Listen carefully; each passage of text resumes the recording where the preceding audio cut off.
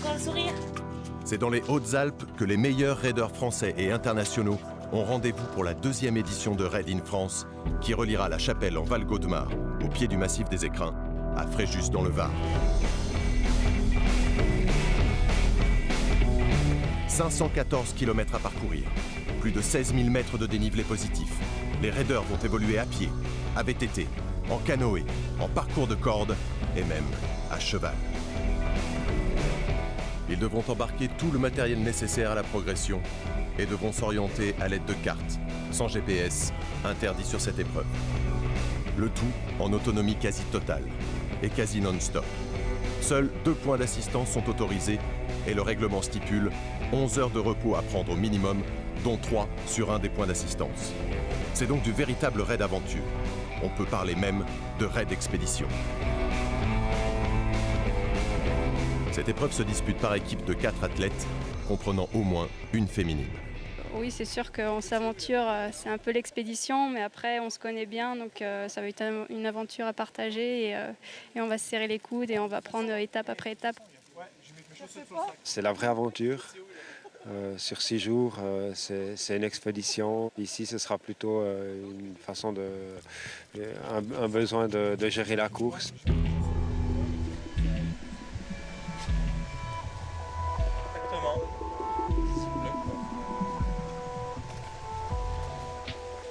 Je demande d'avoir l'esprit de dire si je trouve un papier, je suis en course, mais si je trouve un papier, je le ramasse. Moi, quand j'ai mon sac, effectivement, ma poche peut s'ouvrir et ma barre peut tomber. Et c'est bien si c'est celui qui est derrière qui le ramasse et qui le remet dans son sac. Voilà. Donc l'esprit que je vous demande d'avoir, c'est celui-là. C'est, ben voilà, on ramasse, on nettoie, même si c'est pas le sien, on fait attention à ce que tout reste propre. Si on n'a pas cet esprit-là, il me semble que très rapidement, on ne pourra plus être ici à aller découvrir et explorer des territoires très sympathiques et très beaux.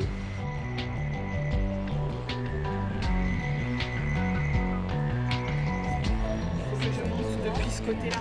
Parce que si je me suis garée là, ça me fait faire un peu de... Alors, en général, oui, voilà, celle-ci. Attends, excuse-moi, c'est vertical. La fondelle. Parce que l'aide d'urgence, elle va nous être communiquée par le satellite, mais ça va enclencher un secours qui sera un secours immédiat, c'est-à-dire qu'en montagne, ce sera le PGHM qui viendra, parce qu'on n'aura pratiquement pas d'autres sources pour aller vous chercher. Et dans les autres sections, ce sera forcément le SAMU, puisque en France, c'est une obligation, c'est d'appeler le SAMU d'abord. C'est pour ça que vous êtes nombreux. Ouais. Ça, chacun a son rôle.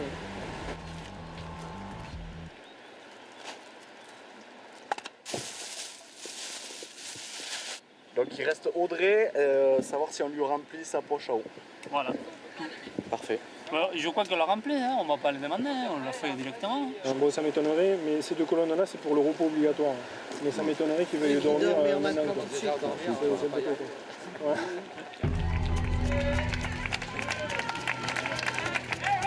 Raid in France est une épreuve labellisée Adventure Racing World Series, circuit constituant le championnat du monde de raid aventure. Les raiders français comptent parmi les meilleurs du monde. Et quand Pascal m'a demandé si Raid in France pouvait intégrer la série ARWS, j'ai dit oui tout de suite, car il fallait absolument une telle épreuve sur le circuit. Et quand je vois la diversité des paysages de cette course, du départ en altitude dans les Alpes, au niveau de la mer à l'arrivée, je trouve que c'est vraiment une idée formidable. Après une petite course d'orientation, on enchaîne avec une section rafting sur la rivière Sévresse.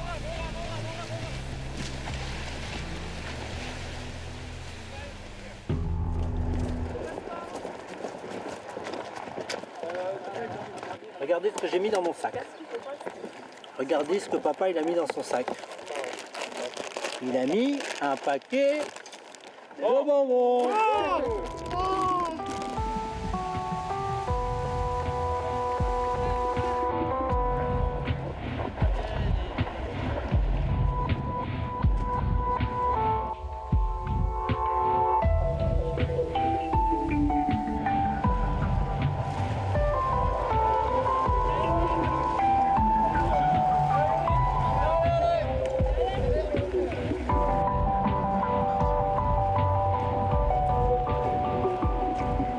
Ah bah ouais, c'est le raid gaulois que j'ai toujours rêvé faire quand j'étais jeune. Hein. Allez, 2 chacun. Tiens. Ça.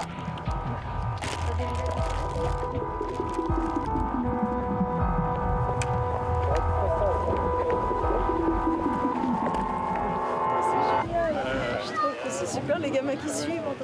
Les concurrents découvrent les cartes et le roadbook, car ils ne savaient pas encore à quelle sauce ils allaient être vraiment mangés. Bon allez, on y va calmement. Hein. Pendant que certains prennent leur temps, ils savent que la route sera très longue, les premiers ne perdent pas une minute. Lisez-moi le roadbook, hein, ça faut. La première section comprend 43 km et 4500 mètres de dénivelé positif.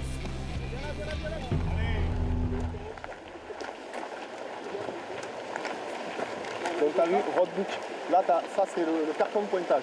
Ça c'est le roadbook avec les corrections derrière. Okay. Donc tu as des correctifs, par contre il faut faire gaffe, ça c'est pas très hack. Donc, non, ça, le correctif.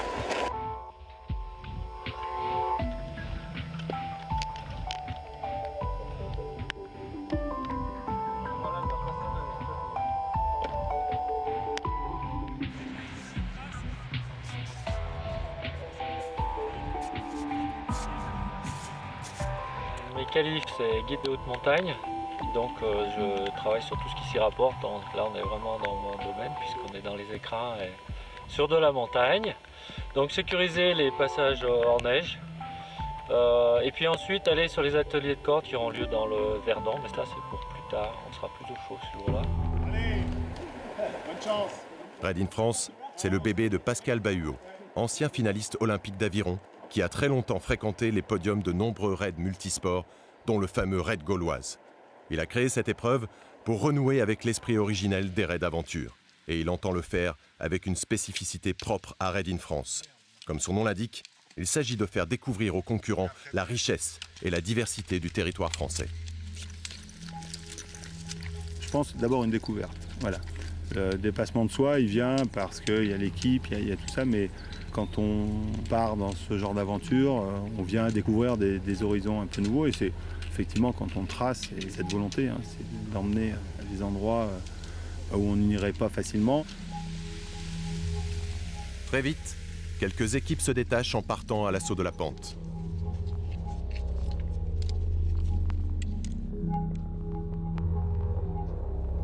Kataï Outdoor Experience prend la tête devant Quechua. Raid in France est un raid engagé. La notion de sécurité est très importante. C'est pourquoi l'organisation établit régulièrement des contrôles de matériel obligatoires. 2 minutes 30 de passer. 2 minutes 30, oh putain, t'aurais dû dire que c'était décompté. Non, 5 minutes, il l'a dit. Ah, j'ai pas entendu.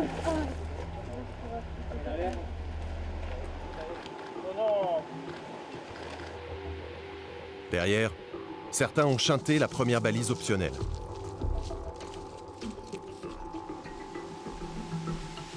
D'autres grimpent à leur rythme. Bon appétit.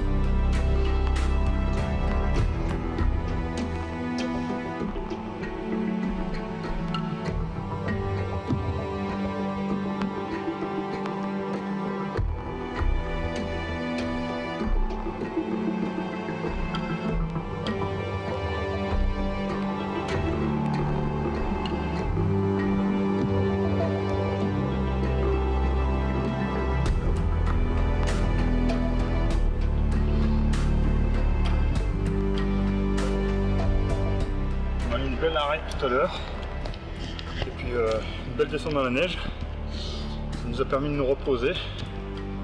On a fait glisser.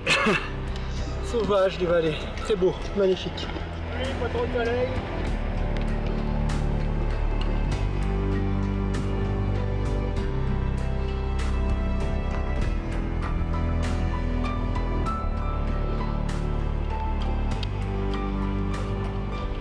On lance fort.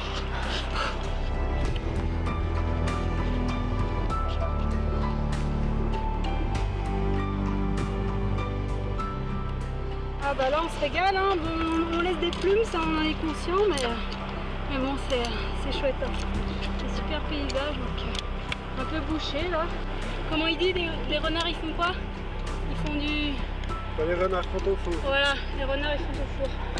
Donc on demandera aussi d'expliquer ce que ça veut dire. Mais c'est chouette. Ça veut dire quoi ça, les renards sont au four? Bah, c'est typiquement le temps comme il est aujourd'hui. Il y a des nuages qui traînent dans les montagnes. Des fois on est dans le brouillard, des fois on redescend en dessous. Il fait pas trop chaud, c'est vraiment des bonnes conditions.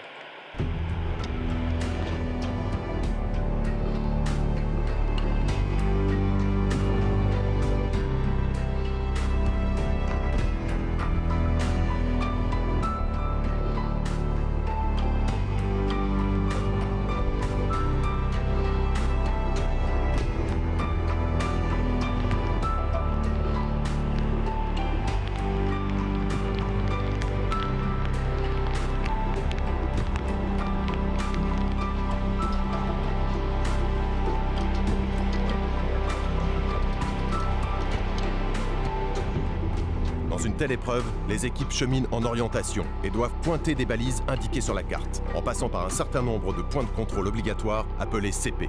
Sur ce Raid in France 2009, on compte 26 CP et près de 40 balises. Non, l'aventure, pas de... une carte et un avant.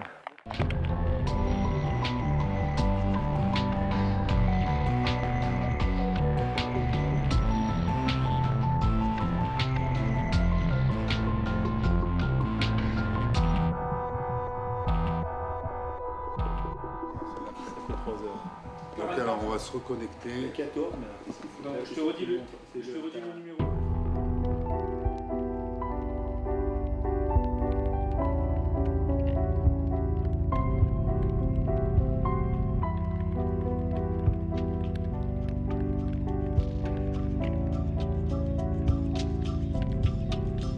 À la sortie de la section montagne, Quechua arrive avec 4 minutes d'avance sur Kataï et 15 minutes sur Planète Tonique.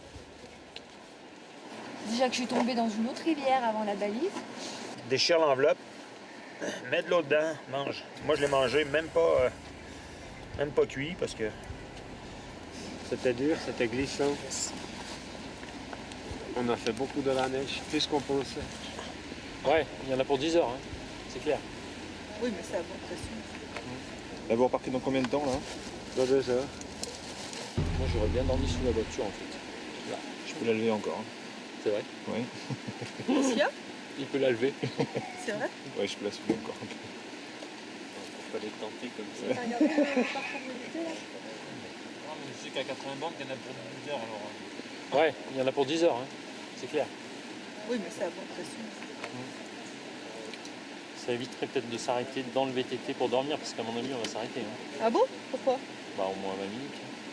Parce qu'on va être naze. Bah, c'est tout vu, alors on va mieux dormir là. Oh, mais peut-être 20 minutes, quoi, mais... Bah, il vaut mieux le faire maintenant, alors ils ont fait 2 heures. Allez, ça marche. Bonne nuit. Bonne nuit, les gars. L'équipe Kataï repart la première.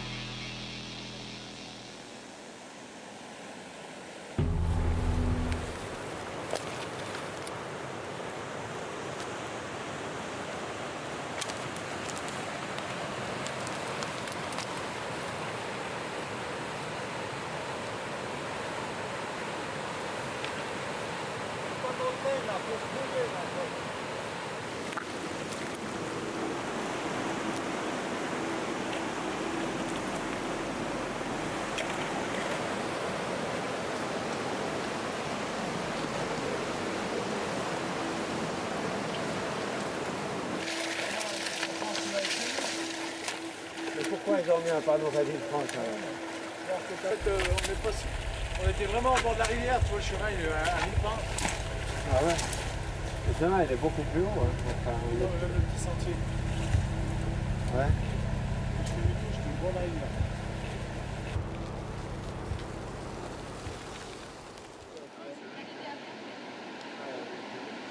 Je pense que Valérie, elle a des répondances là, ce coup-là.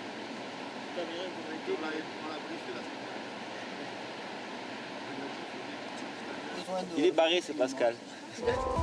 Là, on part pour 30, combien 80 bornes de vélo et on va porter au porteur. Il est taré, ce Pascal. C'est un gros barré. C'est pour ça qu'on est là.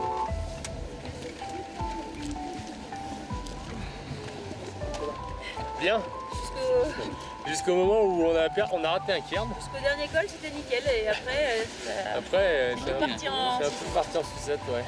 J'ai le droit de tout dire ou... Ah ouais, tout. Pas de Moi, tabou. c'était horrible. Ah ouais. Horrible. Parce que c'était trop dur. Vraiment trop dur. Le parcours était superbe. Mais moi, j'en dirais vraiment trop chier. Je pensais pas qu'il y aurait autant de dénivelé, autant de neige. On a eu des conditions exécrables. Il a fait que de pleuvoir, de neiger tout le long. Il y avait des tacs de neige de partout, on s'enfonçait tout le temps. On s'est pas mal trompé. On a perdu une bonne heure sur une balise. Donc un peu frustrant. Il y a toutes les équipes qui repassent devant. Sinon ça va. À part ça, c'était bien.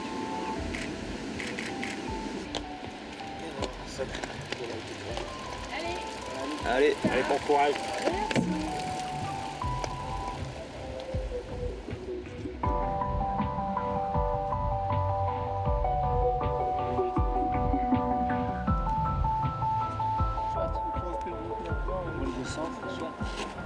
Toi, on se débrouille comme ça, mais pour la sécurité, c'est pas le top.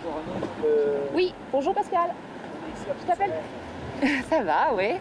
Je viens d'avoir l'équipe belge qui vient d'arriver là et ils ont paumé un coupe-vent Gore-Tex donc. Et ils me demandaient éventuellement si. Ben je sais pas. C'est Daniel, c'est celui de Daniel. Comment. Et puis donc, pour l'instant, ils ont fait un truc de fortune avec un sac poubelle. Intersport se fait soigner quelques bobos. L'équipe Lozère Aventure s'élance pour le VTT.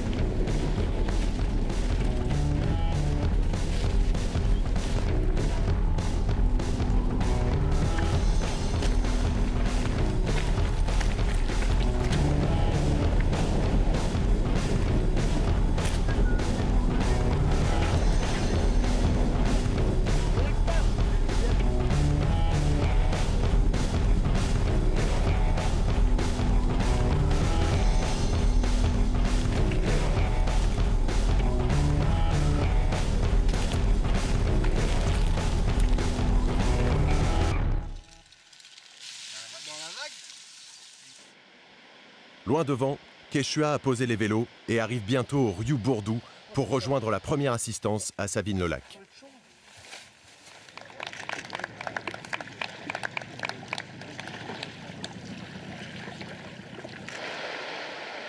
Kataï Outdoor Experience suit à moins d'1 heure. Ça va? Impec. Faites de l'assistance.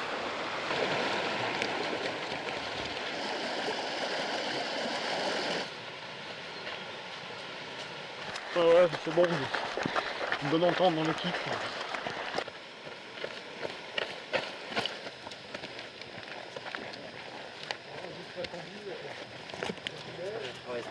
Tu veux quoi? Ouais, je te laisse tout?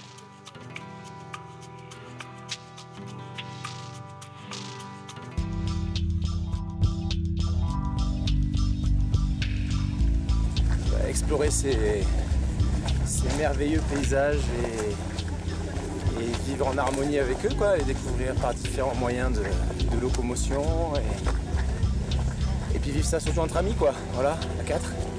Et puis bien sûr ce petit côté compétition qui nous anime aussi, hein. On va pas le cacher.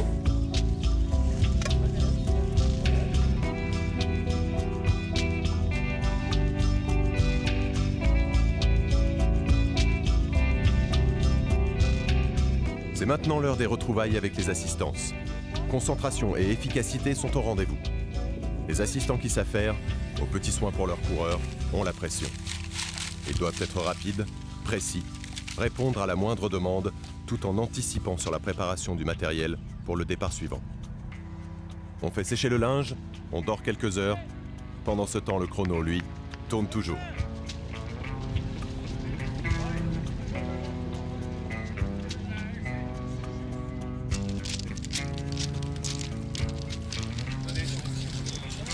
On peut aller le laver, les sécher, ils vont passer.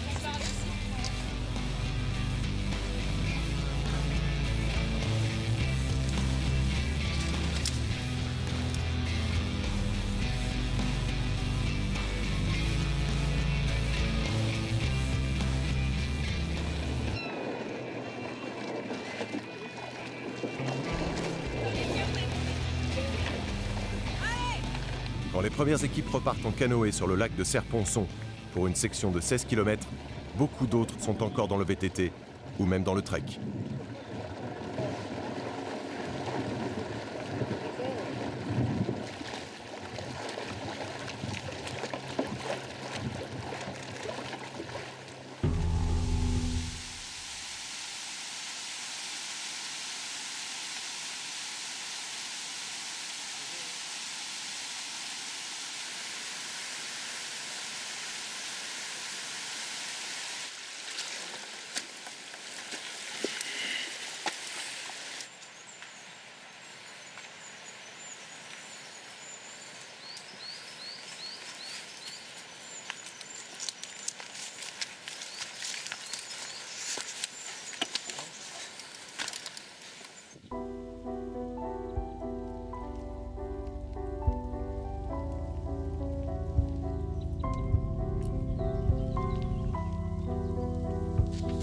Ah Pascal, enfoiré, ouais. T'es un grand malade quand même. La petite partie là de monter droit dans la pente, c'est n'importe quoi quand même. Ça t'a pas suffi les Pyrénées quand on les reconnu ensemble là, tu t'avais dit arrête, ne fais pas faire ça au mec, tu recommences. C'est un grand malade. Ouais ta peau.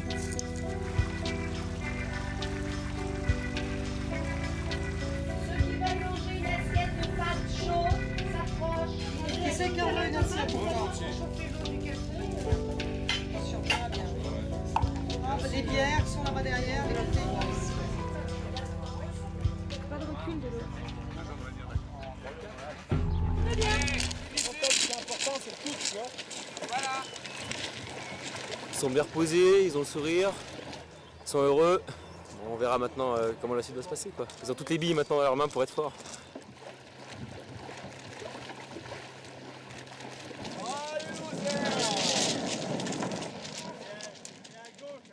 Les premières équipes, elles sont dans le circuit et elles feront tout le parcours.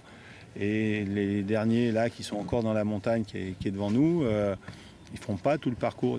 Ils ont déjà chanté une partie du parcours et puis ils vont en chanter sûrement derrière. Mais ils vont vivre une semaine d'aventure intense et riche et forte. Au revoir. La course commence à s'étirer en fonction de la vitesse de chacun. En raid aventure, il s'agit de prendre un rythme et d'aller au bout. Dans les esprits s'installe un curieux mélange de plaisir devant la beauté des sites et une légère anxiété sur la suite des événements, tout en gardant en tête la notion de compétition.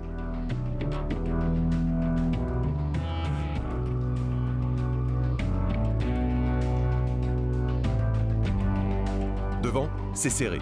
Moins de 50 minutes séparent les deux premiers. Après le canoë, c'est de nouveau un gros trek dans le massif de la Blanche qui attend les raideurs. Une balise a été déplacée compte tenu d'un enneigement important. Mais il y a cependant plus de 35 km et 2500 mètres de dénivelé positif. Ah, c'était long, mais super beau, on a eu des paysages incroyables. On a bien géré, je crois que tout le monde est assez en forme, c'est ça l'essentiel.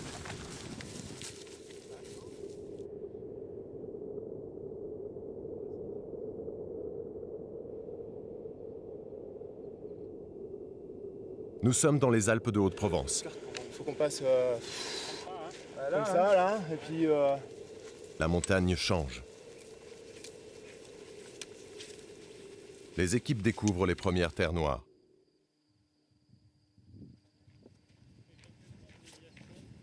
Il y a une crête magnifique là, regarde ça. C'est pour ça que là, j'ai eu l'occasion de ce truc-là, physique, de tu connais le coin, tu connais les gens. Ouais, d'ailleurs, t'as bien aimé.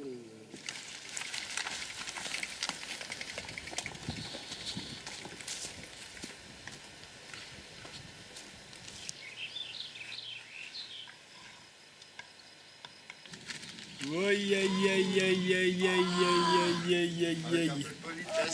Aïe aïe aïe. Aïe aïe aïe. Et regarde-moi ce que je suis en train de faire là. Yagourt. Un petit prêt. À table, hein, le dîner est prêt. On connaît une dame dans chaque village ici. Partout où on passe, c'est comme ça. On s'installe en terrasse, là.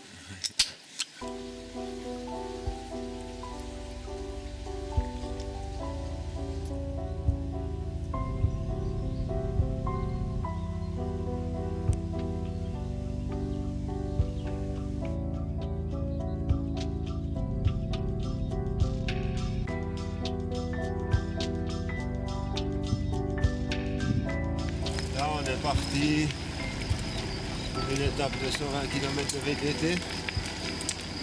On a prévu entre 22 et 24 heures. Quechua gère désormais la course devant, riche de sa très grande expérience en course aventure.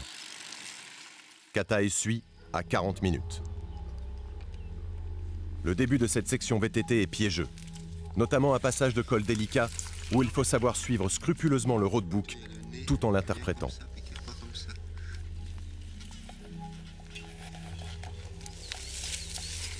Kataï perd peut-être la course à cet endroit.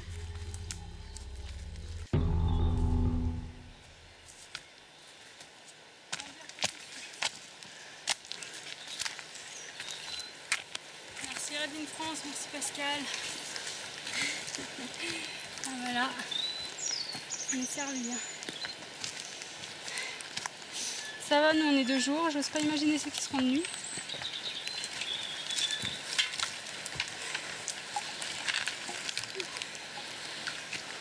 Donc j'ai des coéquipiers de choc.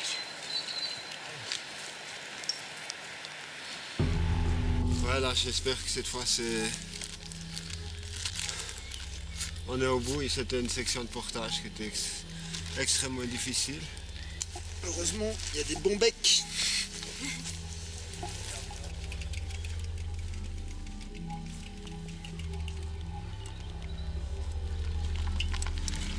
On perd 3 heures. Beaucoup d'énergie.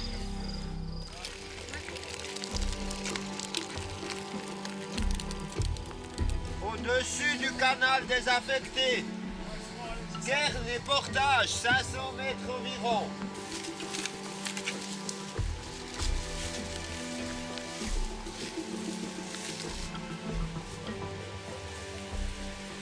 On devrait avancer le plus possible.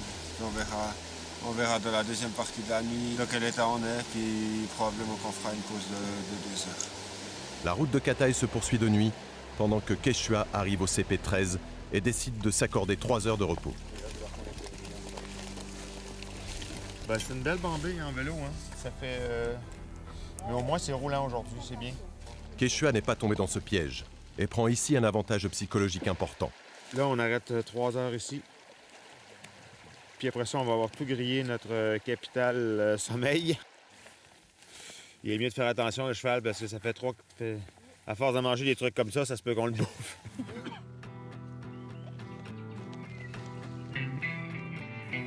Quelle heure vous voulez vous réveiller? La section VTT a été longue, 132 km au total. Quechua débouche sur la crête de Montdenier qui domine les ruines de Châteauneuf-les-Moustiers. L'organisation décide à ce point de la course de rendre possible une assistance, compte tenu de la difficulté de la section.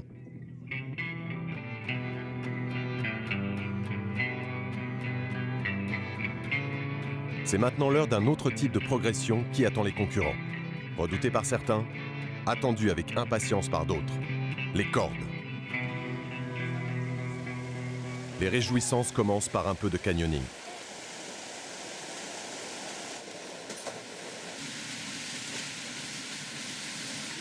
Kataï arrive 4 heures plus tard. Avec Quechua, elles seront les 2 seules équipes à boucler cette interminable traversée de 124 km avant la nuit. Arrive l'heure de la descente dans les mythiques gorges du Verdon. Quechua ouvre le bal.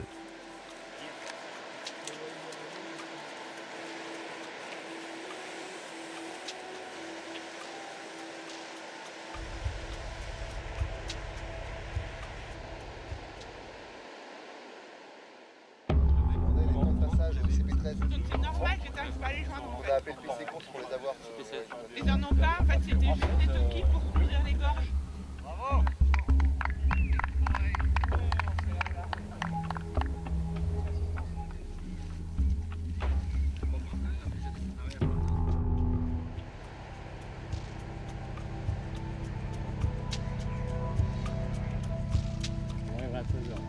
Kataï se dirige vers la section rappel en pleine nuit. Cette section sera mémorable pour chacune des équipes. Toujours dans l'esprit de faire découvrir le meilleur de chaque site aux raiders, l'organisation a concocté un programme très dense, avec toute une progression dans le fameux canyon du Verdon. C'est un super beau parcours, on est ici pour ça. Fait qu'au mieux, en profiter le plus possible, se rendre le plus loin possible sur le parcours. Là, pour pouvoir récupérer, on a jugé que les 2 longues sections risquaient de nous faire complètement arrêter la course à cause d'un genou qui allait moins bien. Comme ça, en sautant les 2 grandes sections, il nous reste encore toute la dernière partie qui est quand même pas négligeable, puis qui est sûrement très très belle. On est bien motivés. Par contre, ça prend quelques raids comme ça à travers le monde qui font rêver les gens. Qui est un peu, dans le fond, si on veut, l'événement le plus difficile que tu peux te préparer pour. Mais c'est clair que c'est pas accessible. Je veux dire, écoute, il n'y a rien d'accessible dans cet événement-là. On s'entend que pour les raiders qui ont de l'expérience, c'est un défi qui est faisable. Puis la façon que Pascal le gère, il rend l'expérience accessible.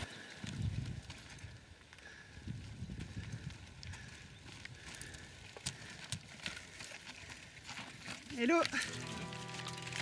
Grande surprise au CP. Votre assistance. Et vous avez de quoi manger aussi. Alors, ce qui se passe, c'est qu'il faut gérer les équipes qui vont vite devant et puis les équipes qui vont beaucoup plus lentement derrière et qui ont mis un peu plus de temps que ce qui était prévu derrière. Donc il faut, on va dire, adapter le roadbook et les temps maximum.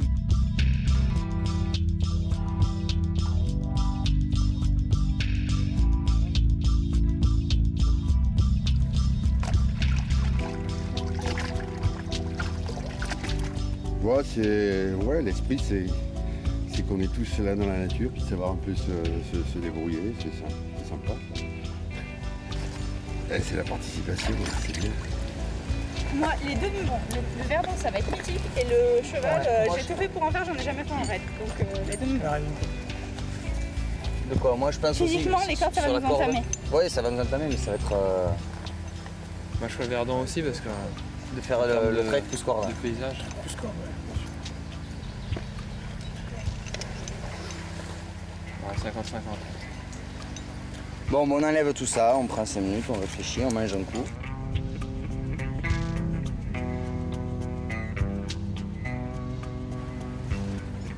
Ça va être rigolo pour aller au départ des cordes, je pense, les gars. Je peux juste Les poubelles, on peut mettre dedans quand même. dire ça.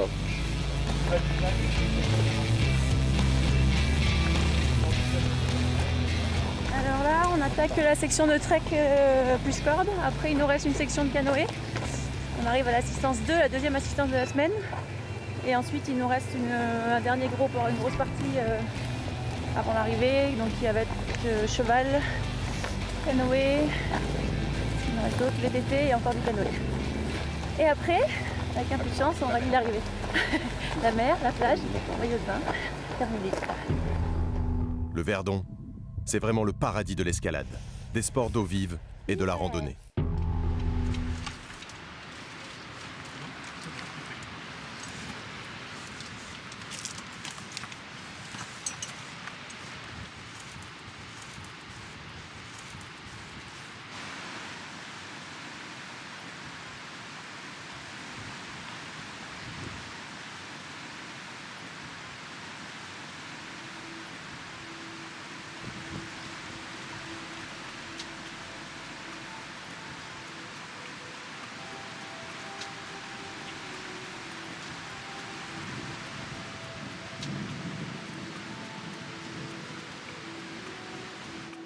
À l'accès au rappel qui va te faire revenir la façon. Merci.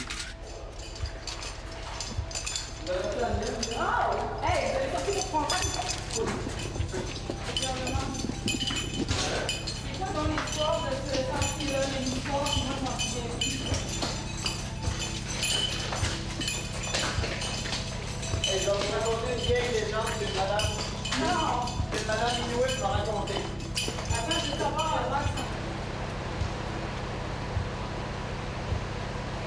Il n'y a pas de petites blessures sur les équipes?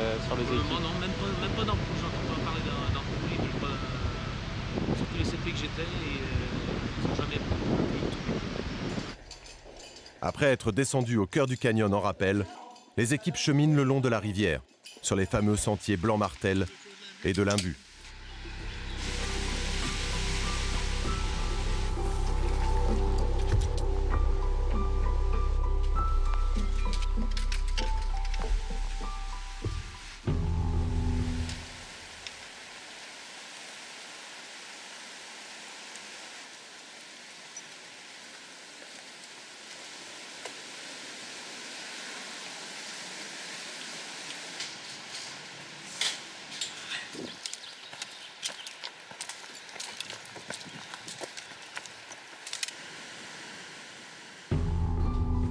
Les équipes traversent le chaos de l'Imbu, arrivent vers les très exigeantes remontées sur corde avant la Via Cordata qui les ramène au sommet des gorges, 250 mètres plus haut.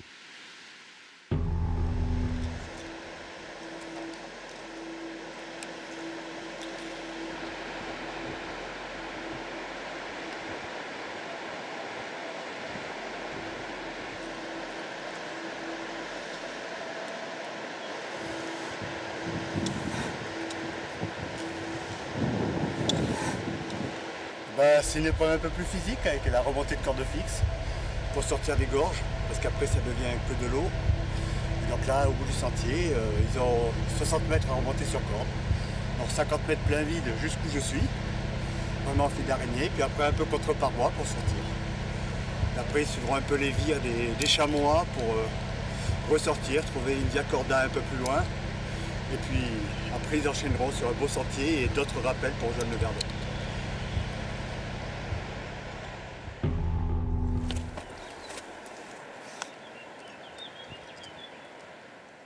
Après le chemin du Bastidon, de nouveaux rappels les ramènent à la rivière, pour retrouver les canoës amenés par les assistances. Reste à pagayer jusqu'au lac de Sainte-Croix. C'est la sortie des gorges.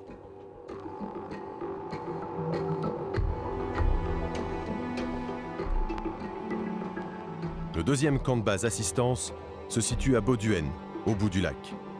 Si devant, la course semble jouer, sauf accident, le parcours est encore long. Il reste plusieurs sections, dont un périple de 33 km à cheval qui s'avère mémorable pour Quechua. Décidément plus à l'aise sur un VTT ou un canoë, même si ces beaux camarguais étaient plutôt dociles. Bon, elle s'appelle Maline. Maline. Vous appuyez vers la gauche, à droite vers la droite, après vers la gauche, vers la gauche, à droite vers la gauche.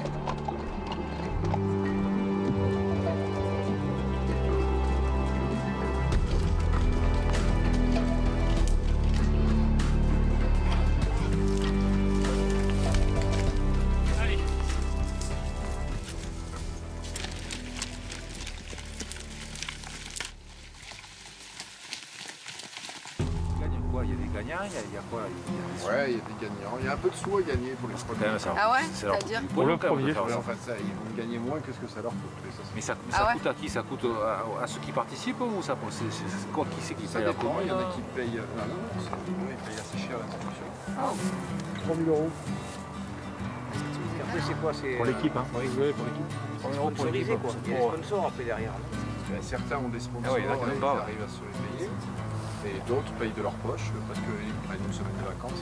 Ça dépend un peu du niveau qu'ils ont. Ça, c'est les vacances.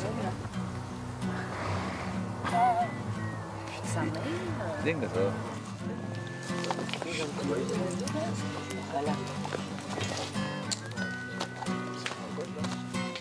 Regardez ma carte sur le cheval. Vous pouvez la regarder, bien sûr, il n'y a pas de problème, mais je veux dire, voilà, c'est comme ça, de l'enlever, tiens, on va passer au copier ou quoi, c'est pas trop, c'est pas une bonne idée forcément. Okay. C'est pour ça que vous pouvez, si jamais il y a des chevaux qui s'arrêtent parce qu'il y a un obstacle, n'importe lequel, qui ne veulent pas passer, vous descendez, vous passez les rênes comme ça par-dessus l'encolure, le cheval vous suit.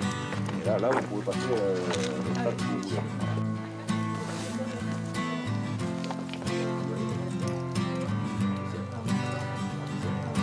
Partent seuls, les chevaux ça va pas au jour.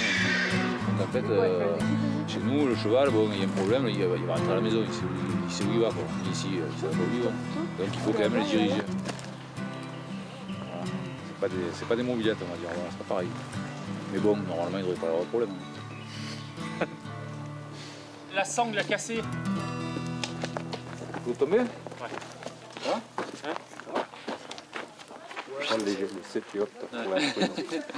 Non.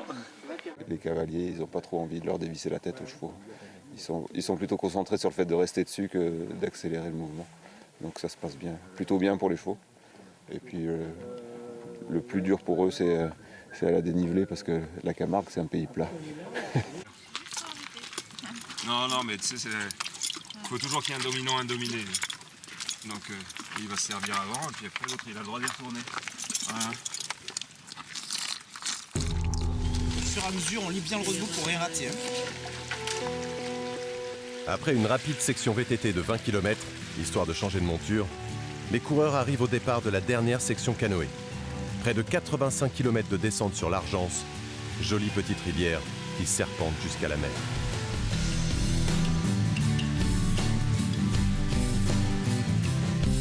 La lutte est serrée pour la 3e place, entre Planète Tonique et Vaucluse Aventure Évasion.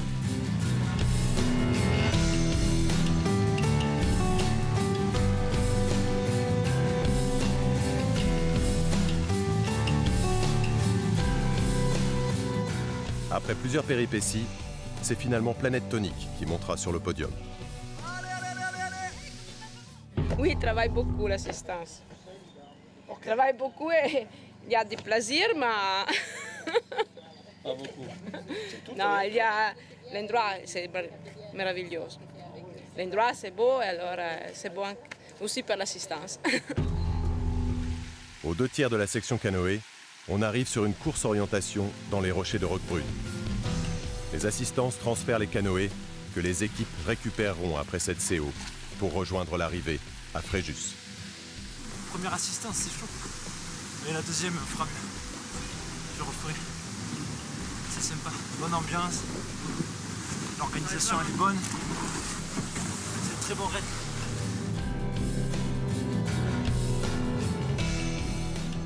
Le steak va être bon ce soir. Au resto.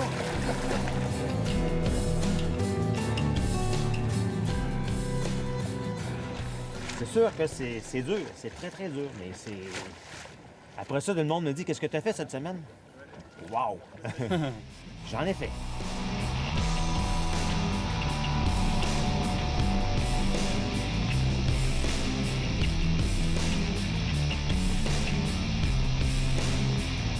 L'équipe Quechua n'a jamais vraiment été inquiétée. 5 jours, 10 heures et 11 minutes pour venir à bout de ce parcours inoubliable de 514 km avec 16 500 mètres de dénivelé positif. Ce qui a fait la différence entre nous et probablement les deuxièmes, c'est qu'en orientation, on a fait des coups, on était tic-tac, tic tout le temps, toute la course. À chaque fois, tu sais que tu arrives à la balise, une de plus. Sandrine Monnier, Rudy Gouy, Laurent Fabre et Yves Bilodeau auront parcouru 124 km à pied, 231 en VTT, 33 à cheval, 127 en canoë et dormi quelques poignées d'heures seulement. Pas réaliste de vouloir courir derrière Koshua, mais on s'est plutôt concentré sur notre course. Et je crois que c'était la bonne solution, la bonne tactique.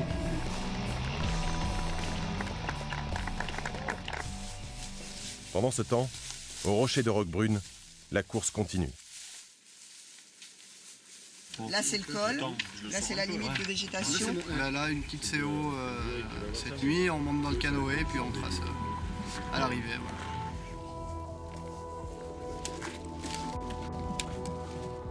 Ouais, c'est une équipe d'amis d'abord, une belle amitié. Et à partir de là, une fois qu'il y a l'amitié, je pense qu'on peut aller partout, quoi.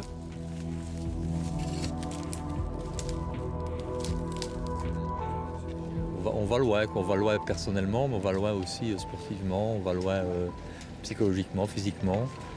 Et on doit se débrouiller, faire face à tous les problèmes qu'on peut rencontrer. C'est plus pour avoir le côté nature et sport en même temps, quoi. Et puis le côté équipe aussi, avec une partie d'orientation. C'est un peu un mélange de tout qui me plaît dans le raid, quoi. Bon, ce matin, on a eu une petite panne de réveil. Là. C'est dommage parce que la CO de nuit, c'est mon truc.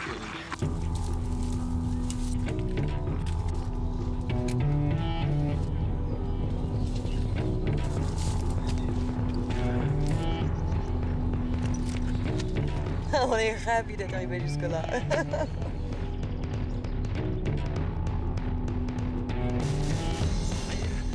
Zou, on y va? Allez, on va se traîner. C'est quand même une grande aventure, mais c'est aussi de la compétition.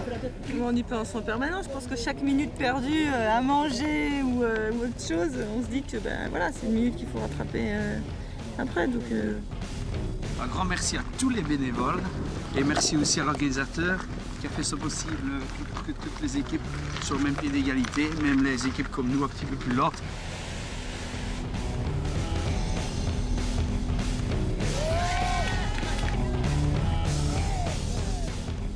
La région où se déroulera le prochain Raid in France n'est pas encore définie.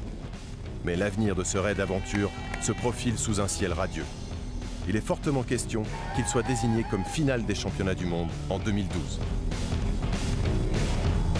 Et ça me plaît, ça me fait presque envie de reformer une équipe pour au moins participer et terminer comme a fait cette équipe de Belges, voilà, par exemple.